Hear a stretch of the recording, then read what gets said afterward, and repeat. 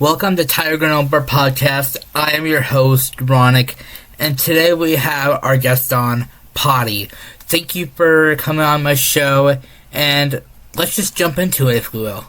When did you first get into, podcasting? I'm brand new at this. I don't even really have a set name, and I haven't uploaded, any episodes. This is the first podcast I've been on, so congratulations.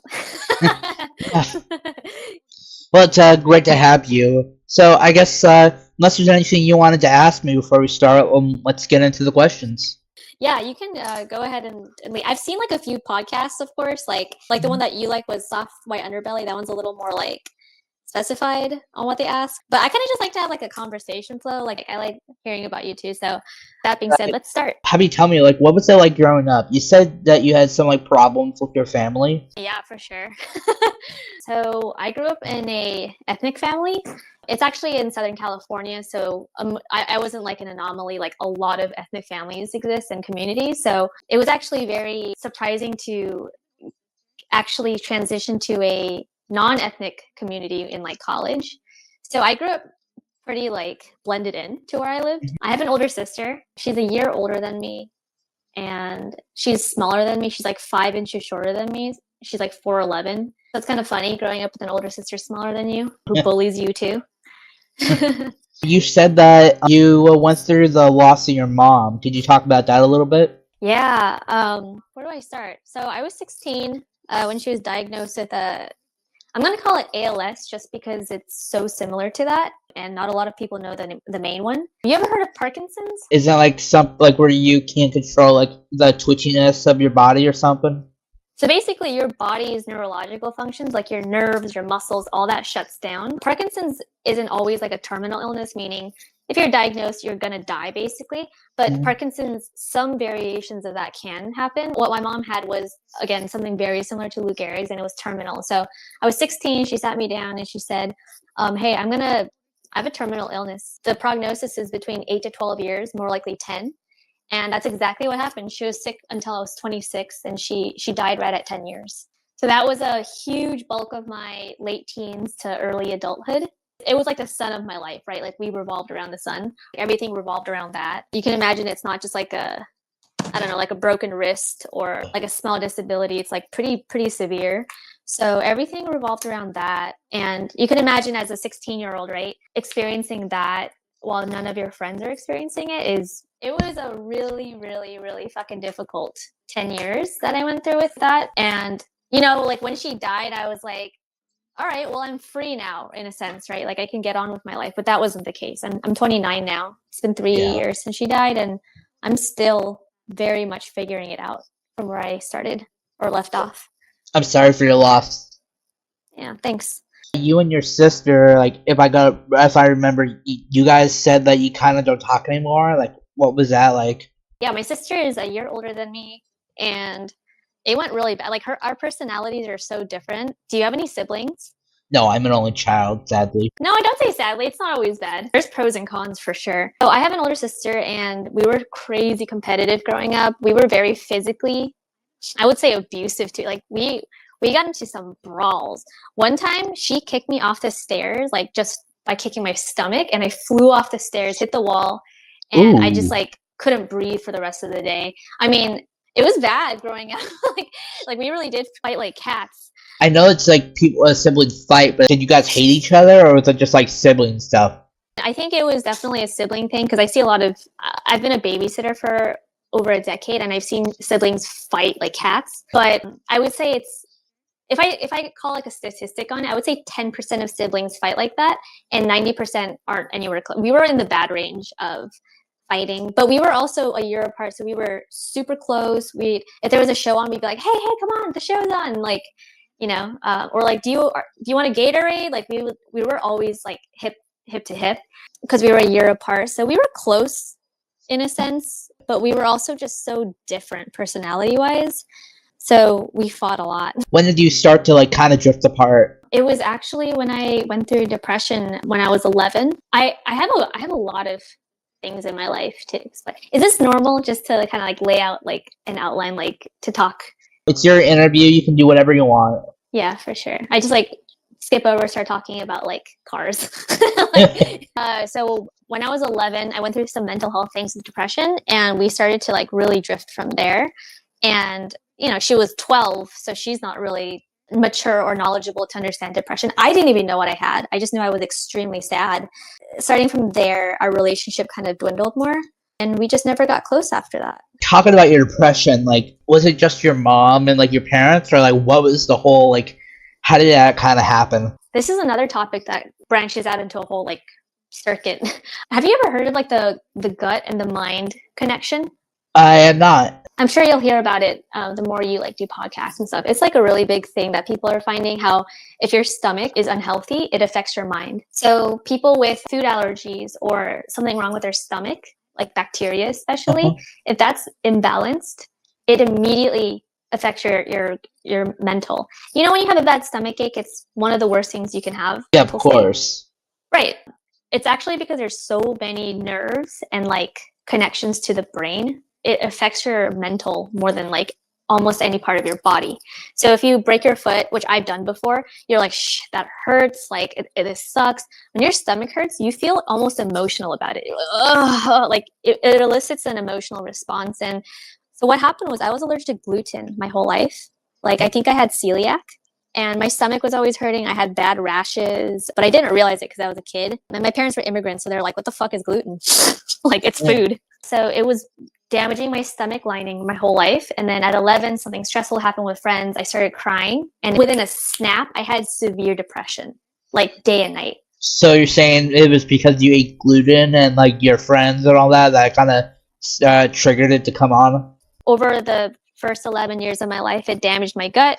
And then, something triggered it, right? Like something broke the seal where it triggered like a emotional damage. Emotional damage.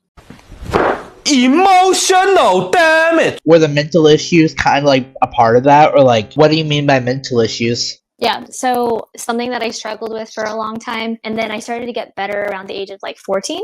And then when my mom got sick at 16, because of my predisposed depression, like when my mom got sick, it just crashed down like really bad. I felt like nothing around me was real. When my mom got sick, I was depressed, but I also couldn't grasp what was real and what wasn't. And that happened for about 3 years until I cut out gluten, which is crazy. I found out I was allergic to it because I went to a family gathering and my dad's side were like, dude, we're all allergic to gluten. You didn't know that? I was like, no, I didn't, not till now. And I cut it out and my rashes started to heal. My dissociation got a lot better. My weird, like, it wasn't like a lot of weight gain, but it was weight gain in odd places where I was like, that's weird. That got better. That was a huge part of my recovery, is my diet. Since you were a teenager, a kid, like, how do you think you've grown since then? I didn't do a whole lot of growing till she passed because I feel like I couldn't. Like, if you know your mom is terminally ill, it's really hard to do anything for some reason. It's, like if somebody's sick and they have a chance of getting better, you kind of have like a hope. But when you know she's going to die, you're in this like weird, like middle ground process that you can't process the grief. So at 26, she died and I started going to therapy, which was a huge, huge help. I started traveling and snowboarding and I ended up getting cats, which helped my mental health. And then a lot of health issues started to pop up in the past 2 years. So that's been like a big setback, but I'm still working on my mental health, still growing, still kind of like compared to a shark. If a shark stops swimming, it sinks. It can't just float. So I'm like, dude, I'm like a shark with like a net on me. It's like weighing me down. So it's harder to swim. But if I don't keep swimming, like I'm going to sink. I was telling myself like, dude, I'm not going to make it unless I seriously keep going. So that's kind of what I'm doing right now. I'm like doing anything and everything I can to keep going. Is the podcast like something to do in the meantime? Totally. Is there like a coping mechanism or like, something that helps you keep going and like, help yourself with depression and everything? Yeah, I think exercise is a really big part of it. Again, like it's amazing how much your body affects your mind. So like your gut, your dopamine levels, a lot of that is connected through like exercise and diet. So I've been watching my diet and moving around as much as possible, which I can't do a lot of right now because I have like disc issues. I've been kind of like handicapped and not able to move around. So I've been in a really fucked up place, to be honest, in the past few weeks, which has made it hard for me to like start up the podcast and like be my I shouldn't say best self, but like my decent self to move forward. So I've actually like had to call crisis lines in this past week and been like, I don't know what to do right now. My back is hurting. I can't sit or stand. Like I'm having orthodontic treatment right now. And my teeth are having really bad nerve pain. Ooh, yeah. Yeah. Have you had that too? Yeah, I had braces and like Yeah. I'm gonna have a surgery, so I completely understand that pain. Oh shit. Yeah. We should definitely talk about that too. Yeah. So I'm kind of in this like weird place right now. And it's going to be interesting to hear how I talk about myself now versus a year from now. Because I'm not going to be the same. And I'm in a place where I'm like, honestly, I kind of want to give up sometimes. Like, I'm just like, I just want to disappear. Like, I just can't take this. It feels like that sometimes. Yeah. It's going to be interesting hearing this and like what I did to get out of that. So I'm doing podcasting. That's kind of like one of the few things that I feel like I can work on, that I'm physically able to work on, that I can grow from, and like maybe somebody else can benefit from as well. I'm sorry. What did you say? Like you said that we should talk about this sometime. I don't remember what I mentioned. Your teeth, because not a lot of people can relate. So you said you're getting surgery. Yeah, I'm getting surgery. They're gonna break my jaw. Yeah, my What? dad loves to joke about it. Oh no, it's like, so, does it help you or hurt you when he says it? Oh, it's like a joke, like I can break it for you, in a joking dad way.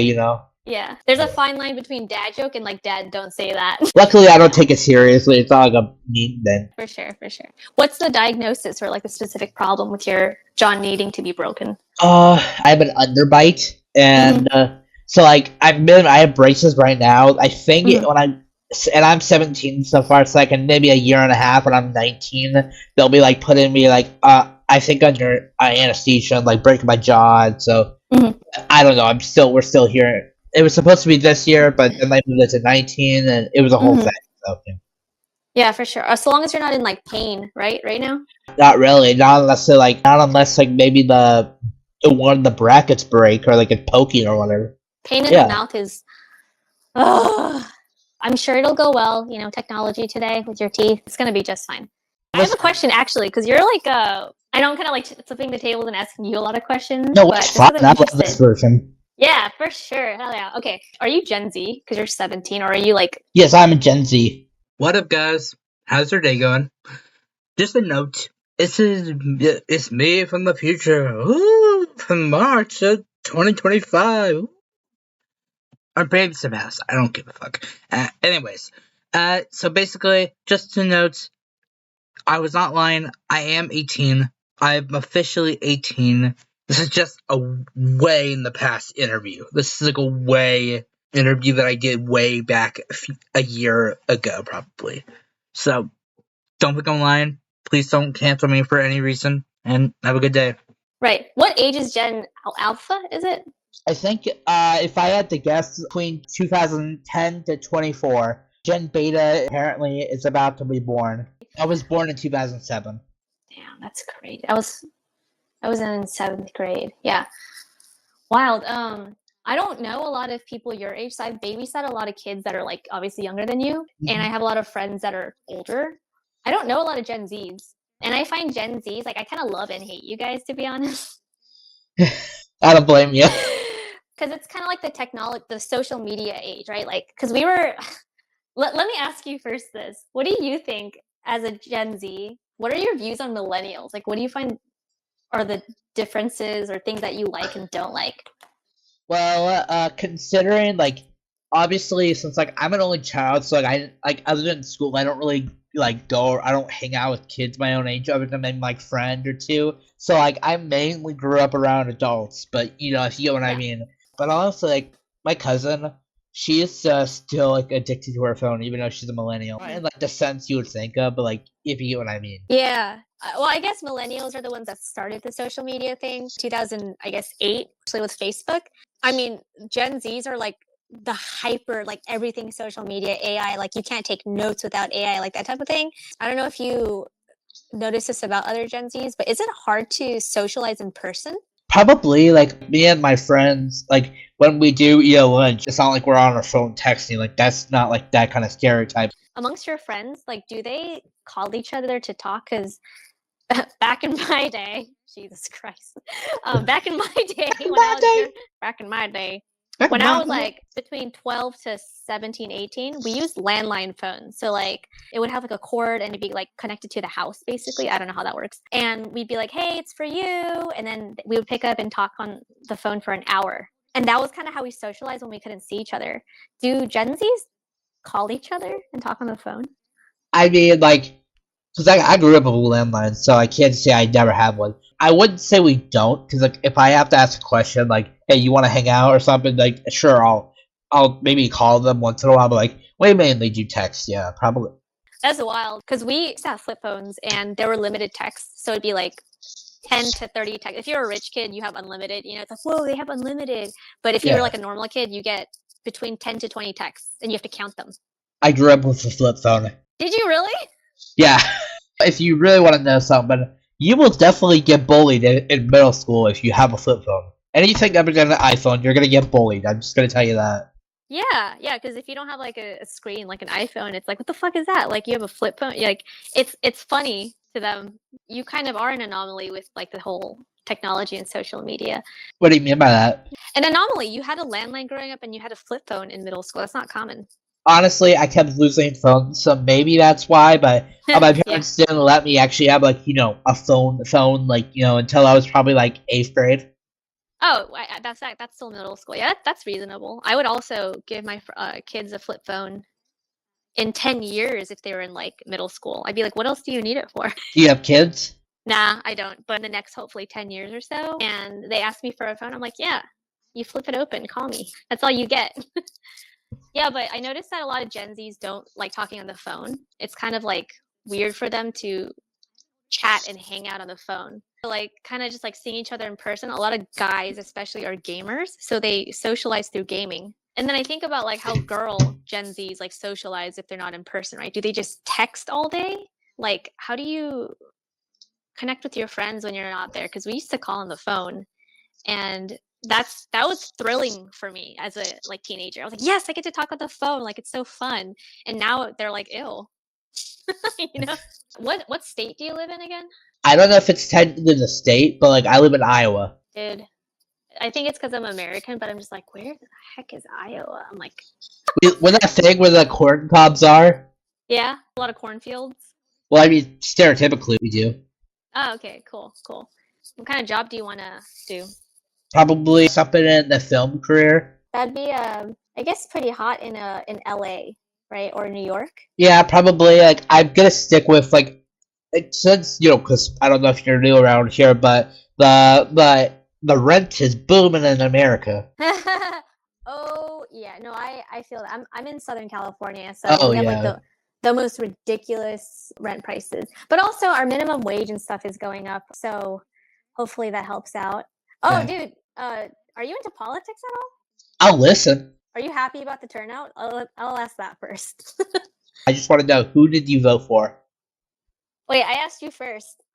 Well, yeah, I'm not gonna answer. Yeah, I'm just not gonna answer that. Yeah, no worries. Oh no, I mean, I'm a female millennial from SoCal, growing up in an ethnic community with a sociology degree. Of course, I'm a left-wing liberal. Of course, very opposite of Trump. Okay, yeah. Well, I'm not gonna say I'm into politics, but like, I'm definitely not for Trump. Oh, sweet. I felt like you weren't.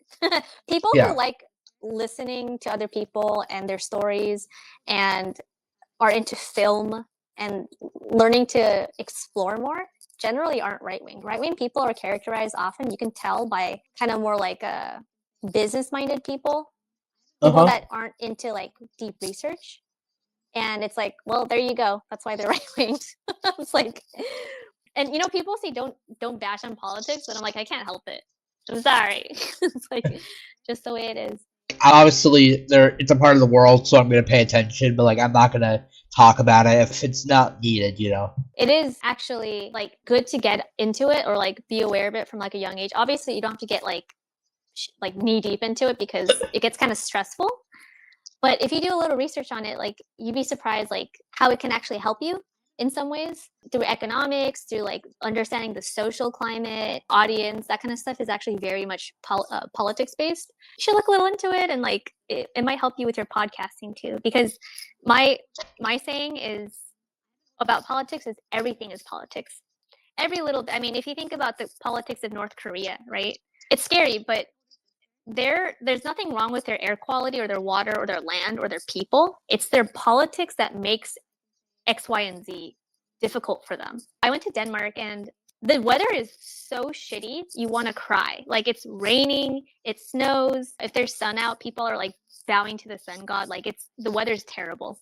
Yet people are so happy. And if you look into their politics, it's all based on like how you take care of people there. Like you take care of their health, their education, their any like human based needs, they take care of you. And it's quite the opposite of North Korea, even though their weather is better and their soil isn't as fertile as, say, Korea. Korea has pretty fertile soil in like fields and stuff. Actually, I'm mistaken. Denmark has fertile soil too. It's just, I would say in comparison to North Korea's living standards, it very much shows how much politics affects people. And I was like, bro, if North Korea had weather like that, they would quite literally not survive. I think it's really awesome that you're doing this podcast and learning for your like future film career, because film is basically portraying ideas and emotions and all these things to people. So when you start learning about politics, you're going to learn how to capture that and show it to people. The reason I started it in the first place, you know, the whole like origin story, you know, like that kind of term. Well, basically that's what I kind of wanted to go after. You know, I actually don't know what that is. Origin story? Like the origin of Steven Spielberg, or like some, you know, like that kind of idea, you know, like how somebody first got started. Like everybody has an origin. Even if you're just like 12 years old, you have to start from somewhere. Everyone has at least a little interesting in them. Yeah, I really like that. I share that perspective as well. Even if you're a homeless bum on the side, you still have a little bit of a story, you know. Like it just depends on what you let people talk about. Actually, I feel like homeless people have the most interesting lives and stories, actually. Yeah. I think there's like some interviewers / podcasters who like go around like talking to homeless people about their stories. There's gotta be something like that. Or there always are. Like I know people say there's like a bunch of podcasts, like even I can admit it's a little too much, but still, you know, as long as there are good ones, I don't think it really should matter. Wait, so how long have you been doing this podcast for? May 2024. And do you have like friends that come on your podcast? I've had my mom, who's a teacher. What? Dope. Had my dad on. You know, so I've had a few people on. Oh, that's so dope. Dude, I don't know what it is, but no one in my freaking life wants to come on. My boyfriend, my friends, my family, everyone's like, no. That sounds terrifying. Like no one wants to come on. I'm gonna watch that one with your mom. It'll be interesting to hear a kid interview his mom. Yeah, none of my close friends or whatever want to come on, even just their voice. I'm like, it's anonymous. They're like, nah. Like, what? So I had to like desperately go out to Reddit and be like, hey y'all, like, do you want to come on my podcast? And I got a lot of responses. So that was actually quite lucky. I think people are a lot more rude on Reddit too. Dude, they don't know your name, your like absolutely nothing. It's a little unnerving because you can say whatever you want and they would never figure out who or where you're from. And even when I get a downvote, I'm like kind of hurt. My ego, I'm like, damn, I thought that was a good comment. Nowadays, I think I mainly use Reddit just like to like, you know, for the podcast, or I just scroll for out of nowhere. Anyways, it was great to meet you, and I'm gonna let you go now. Yeah, for sure. It's nice meeting you too.